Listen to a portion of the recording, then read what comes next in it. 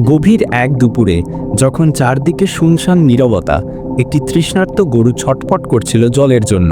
তীব্র পিপাসায় কাতর হয়ে সে খুঁজতে থাকে কোথায় একটু জল পাওয়া যায়। ঘুরতে ঘুরতে সে এসে পৌঁছায় এক পুরনো কূপের ধারে। কূপটি টলমল করছিল পানিতে। অদম্য জলপানের আশায় গরুটি এক মুহূর্তও দেরি না করে কূপের দিকে এগিয়ে যায়। কিন্তু হায়, তার কপাল খারাপ। পা ফসকে সোজা কূপের ভেতর গিয়ে পড়ল সে। গরুটি তখন বাঁচার জন্য প্রাণপণে ছটফট করছে। কূপের দেয়াল ধরে ওঠার চেষ্টা করছে, কিন্তু পিচ্ছিল দেয়াল কিছুতেই তাকে সাহায্য করছে না। ঠিক সেই মুহূর্তে একজন দয়ালু কৃষক যাচ্ছিলেন সেই পথ দিয়ে। গরুর আর্তচিৎকার শুনে তিনি দাঁড়িয়ে যান। কূপের ভেতরে তাকিয়ে তিনি দেখলেন অসহায় গরুটি জীবন মৃত্যুর সঙ্গে লড়ছে। কৃষক আর দেরি করলেন না, তিনি তৎক্ষণাৎ ফোন করলেন উদ্ধার কর্মীদের। খবর পেয়ে উদ্ধারকর্মীরা দ্রুত ঘটনাস্থলে এসে পৌঁছালেন। তারা বুঝতে পারলেন এটি কোনো সাধারণ উদ্ধার কাজ নয়।